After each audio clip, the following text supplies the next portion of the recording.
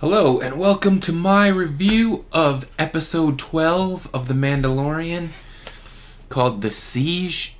This one was directed by Carl Weathers, and I'm not sure how much experience he's got being a director, but man, this one was pretty rough.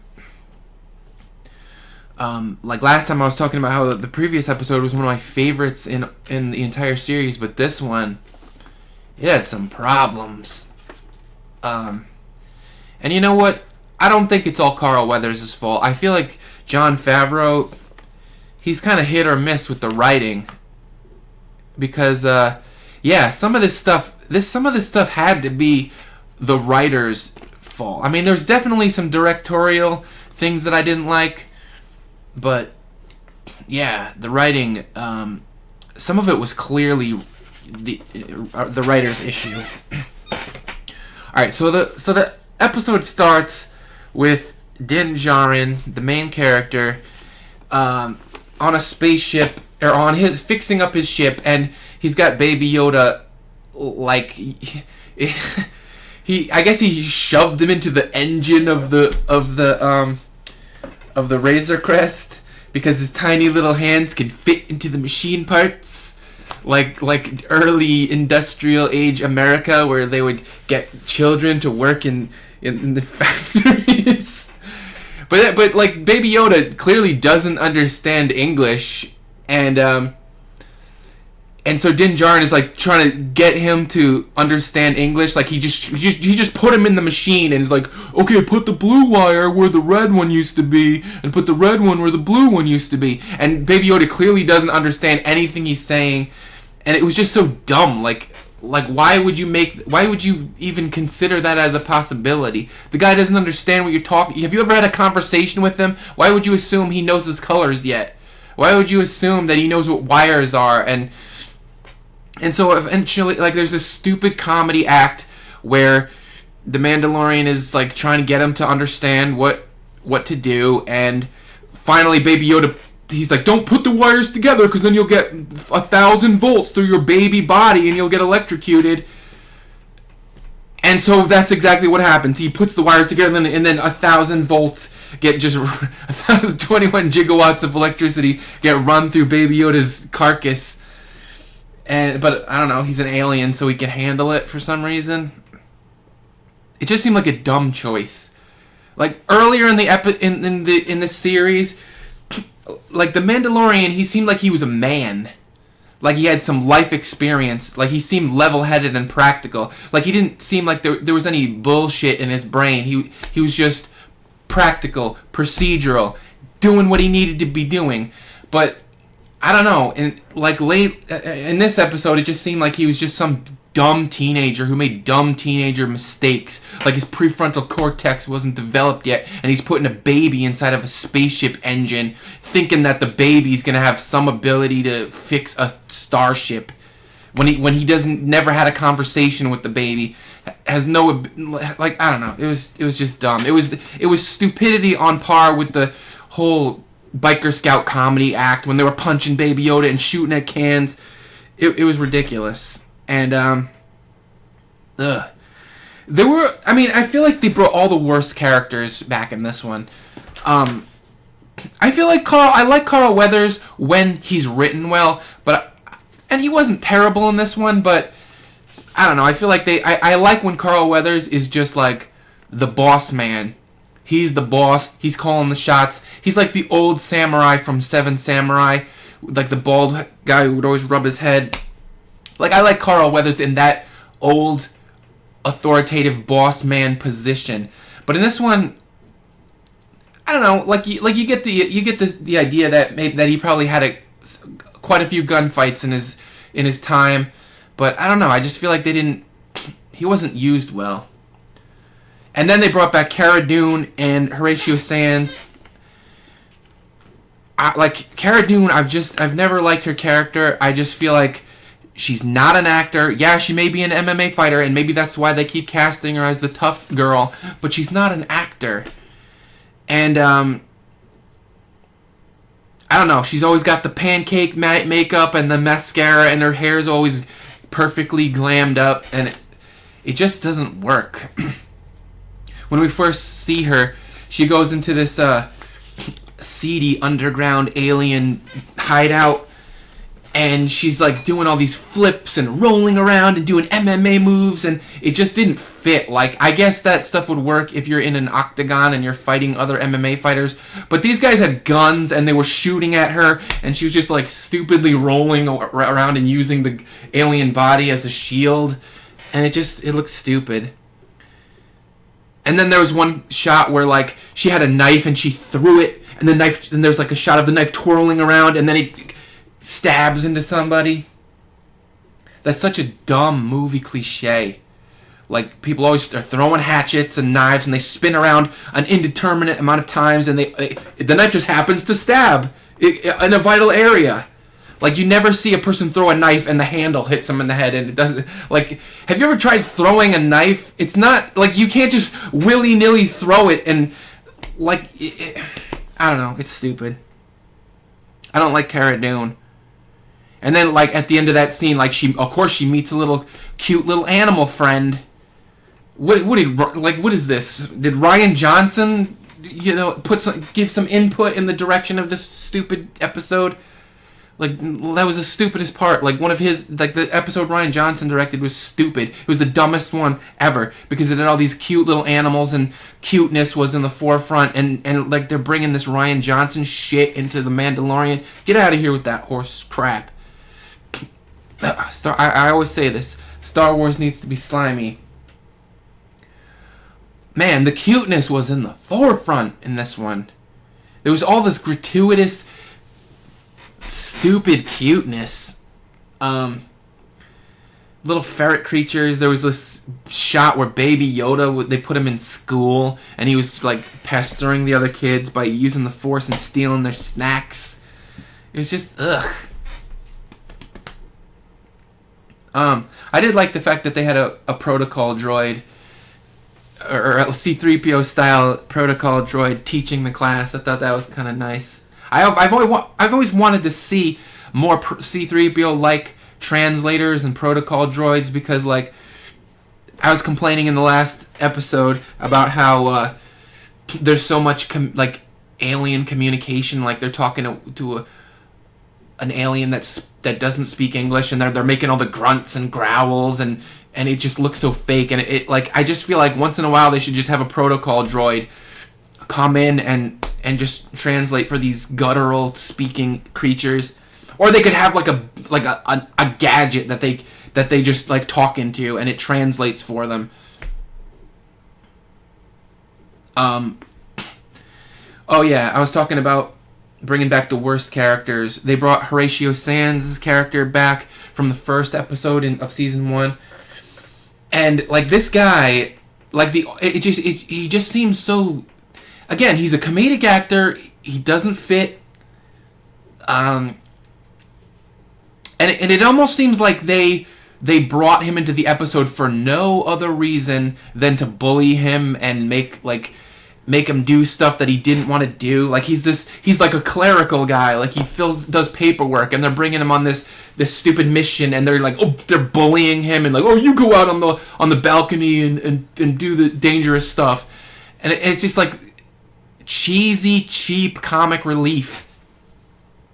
I did like the one joke where he went out on the balcony. He was like, "There's not even a railing here." Like, that was kind of funny, because that's, I don't know, it's kind of a Star Wars cliche where the Imperial Navy would just fail an OSHA examination because their workplace is just not safe. But everything else with him was obnoxious. And he's just like a total ripoff of Dr. Zoidberg from Futurama, where like he's got all these weird, he's got like a gas pouch. Oh, he's got a thing. Like he's got a fart gland or something in his neck. Then he farts blue gas when he's feeling intimidated. It's just like Zoidberg had all these weird things, like weird organs and squirting weird fluids. Like, he's just like a blatant rip-off of Dr. Zoidberg for comic effect when this isn't a comedy. Yeah, comedic actors and failed attempts at comedy are quickly becoming the downfall of this entire freaking series. It was rough. What else do I want to talk about? There were some interesting fights in this one. There are also some terrible ones. Like they had to go into this Imperial base that just seemed to be on the planet for no other reason other than, oh, we want to bring the band back together and get Cara Dune and Kreeve Karga and the Mandalorian to go on another quest. So now there's another base on this planet. Like, they already had a base that they took out, and and they got the band back together and went on a raid, and like, some of the shots were just so bad. Like, it was just like random camera angle with no artistic value whatsoever.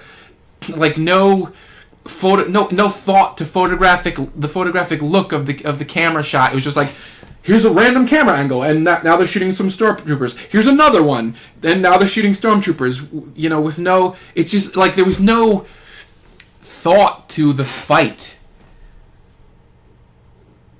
It was just like them shooting, and then stormtroopers shooting, and then they shot the stormtroopers. And here's another shot, them shooting, the stormtroopers shooting, and they shot all the stormtroopers. Though that kind of fight scene is just is on par with what I was complaining about in the Hercules Legendary Journeys fights, where they just punch each other and then they knock somebody out. I don't know. I feel like I like when there's a fight scene that interacts with their environment. Like, they use something in their environment to win, or they use like a tactic or a strategy to win. It's just not like, oh, we're shooting, they're shooting, we win. Like, those kinds of fight scenes, they just seem so lackluster and dumb. I feel like Cara Dune was a little bit better in some of the fights. Like, she actually had her gun out and was just not like swaggering around, but she did have the goofy smirk on her face. Yeah, I don't know how many more times I need to say this in these reviews, but like, people who are not actors are killing this series. What else was I going to talk about? Oh, and when they were raiding this base, like, what was their plan? Let's go over and hit some controls that control the volcano, and if we hit these buttons, then it'll cause the volcano to destroy the whole base. I didn't understand how that worked, but I don't know, it was weird. Their whole plan just seemed poorly written. I don't think that's Carl Weathers' fault. Carl Weathers, I think it was his fault, doing the arbitrary camera angles and arbitrary, gratuitous, shootout shots. But the writing I think that was Jon Favreau. It must have been, because he wrote the episode. I don't know. It's weird how he can write a really cool episode, and then he'll just write a really terrible one. And then, I've complained about this in other episodes too, where I hate the use of lava. I don't know. Like, they were talking about lava tides and stuff. There are tides of lava. I mean, I guess it makes sense. I mean, if the gravitational pull of one of the moons is strong enough to influence liquid rock. But at the same time, there was one time when Blue Dr. Zoidberg, played by Horatio Sands, was complaining about how hot it was on that planet, and they were like, "You better come with us, or the lava tide's gonna cook you alive," or whatever. And they just walked into the base, and the door was right there. And if Horatio Sands is gonna be unsafe sitting in the car outside, then why isn't the lava just gonna melt through the metal door that was right there? Like, why is he any less safe in the car that's hovering above the ground than this door is gonna be? I don't know. People don't know about lava. They need to watch a lava documentary. Did I talk about Cara Dune and her freaking pancake makeup? I just don't like the way she's basically a Marine. And you would think that she went through all the same stuff that a Marine would go through, where they're going through like Hell Week to pass like basic qualifications for getting into the Marines, where like people are going down washout lane because they can't handle the rigors of the Marine Corps training. But Cara Dune's always got like pancake makeup on and eyeshadow and just looks like she stepped out of a beauty salon. It's like, I just can't imagine like Marines going through Hell Week and like, oh wait a minute, fellows, let me put on my makeup so that I'm like, I look all glammed up for the fight. Like, it just seems so out of character. Like they're just like in freezing cold weather doing push-ups on the beach after they just swam in 32-degree water, and they're like carrying boats and running through like icy water and doing like, and here's Cara Dune with her like makeup on. And I don't know.